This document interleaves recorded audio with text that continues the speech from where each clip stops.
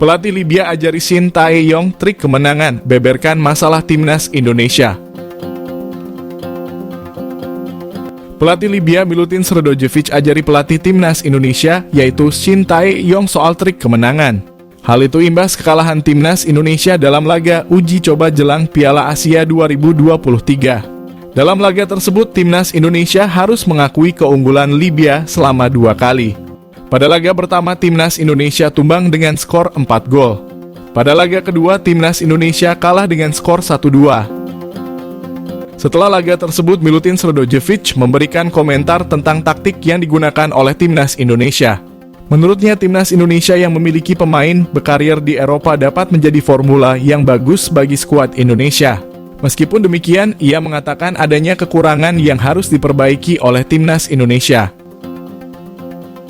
Ia mengajari Shin Tae-yong tentang memperbaiki kekurangan yang dimiliki oleh timnas Indonesia. Sredojevic juga menyinggung tentang permainan Indonesia saat melawan Irak di Piala Asia.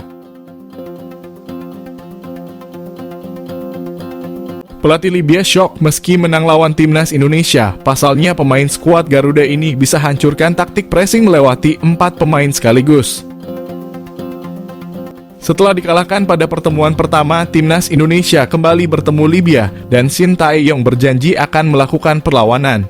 Bahkan pelatih asal Korea Selatan itu menargetkan kemenangan melawan wakil dari Afrika tersebut di laga uji coba Piala Asia. Perubahan besar-besaran dilakukan oleh Coach Shin saat pertemuan kedua yang langsung menurunkan Elkan Bagot dan Justin Hubner. Dengan harapan lini pertahanan skuad Garuda menjadi lebih baik, pemain timnas Indonesia berhasil hancurkan taktik Libya hingga bikin sang pelatih syok.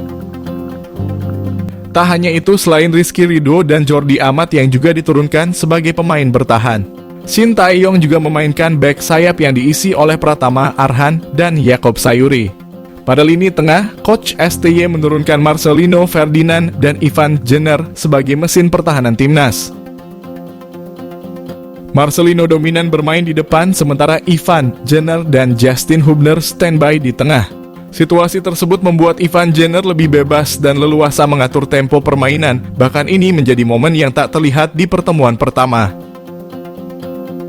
Gelandang untuk klub Eredivisie Utrecht itu pun menjadi aktor penting di balik terciptanya gol untuk Indonesia.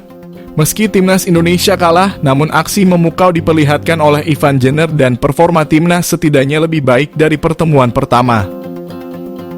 Selain menciptakan assist, Ivan juga mampu menjadi dirigen bagi skuad Garuda, bahkan beberapa kali aksinya membuat pemain Libya gagal dalam melakukan pressing. Pemain berdarah Indonesia Belanda itu juga menunjukkan kelasnya saat Indonesia mendapat tekanan. Salah satunya adalah tackle-tackle bersih ala pemain Eropa. Karena aksinya yang memukau, Ivan Jenner bahkan mendapatkan pujian dari pelatih Libya, Milutin Sredojevic. Pelatih asal Serbia tersebut mengatakan bahwa Indonesia beruntung memiliki pemain seperti Ivan Jenner. Para penggawa timnas Indonesia kompak posting di Instagram. Mereka meminta supporter Garuda berhenti membandingkan pemain keturunan dan lokal. PSSI era Erick Thohir memang sangat gencar melakukan program naturalisasi pemain keturunan.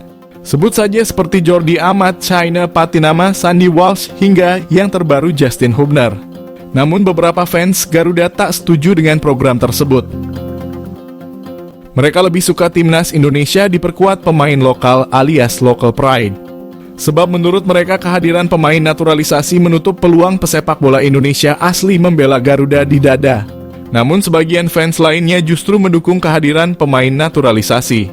Menurut mereka pengalaman bermain para pemain keturunan lebih banyak dan bagus buat timnas Indonesia. Mereka juga punya hak membela Garuda karena punya darah Indonesia. Di tengah perdebatan sengit, penggawa Garuda kompak mengunggah sebuah pesan kepada supporter. Mereka meminta perbandingan local pride versus naturalisasi. Beberapa pemain yang mengunggah adalah Justin Hubner, Asnawi Mangkualam, Pratama Arhan, Mark Klok hingga Ivan Jenner. Para amunisi timnas Indonesia meminta fans lebih bijak.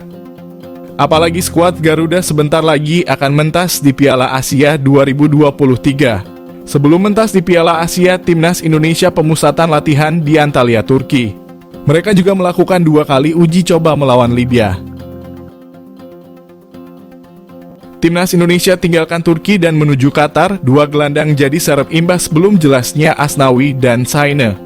Timnas Indonesia menuju ke Qatar pada Sabtu 6 Januari usai menyelesaikan TC di Turki. TC Turki telah usai bagi Timnas Indonesia ditandai dengan laga lawan Libya yang berakhir dengan kekalahan 1-2. Selanjutnya Timnas Indonesia akan menuju ke Qatar untuk mengikuti Piala Asia 2023.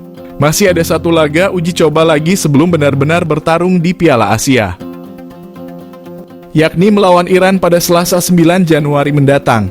Dari dua laga uji coba lawan Libya di Turki, ada 3 pemain yang belum mendapat menit bermain oleh Shin Tae-yong.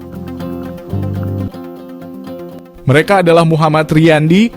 Riyandi belum diberi kesempatan bermain sebagaimana dua kiper lainnya, yakni Syahrul Trisna dan Hernando Ari, mendapatkan jatah 90 menit masing-masing di laga pertama dan kedua. Tampaknya Muhammad Riyandi memang jadi kiper ketiga untuk Timnas Indonesia sehingga harus antre dalam urutan dari Syahrul dan Hernando.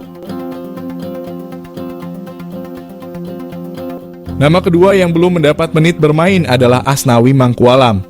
Posisi bek kanan Timnas Indonesia di dua laga lawan Libya bergantinya ditempati Yakob Sayuri, Witan Sulaman hingga Sandy Walsh. Asnawi mengalami cedera ringan sehingga tak memungkinkan untuk turun. Lalu ada Saine Patinama yang juga belum kembali dari menjenguk ibunya di Belanda. Sementara itu dua gelandang yang tidak dimasukkan namanya ke daftar skuad Piala Asia, Adam Alis dan Arkan Fikri, tetap akan dibawa ke Qatar. Kemungkinan dua pemain ini masih jadi seret bila Asnawi dan Saine tidak bisa membela Timnas Indonesia.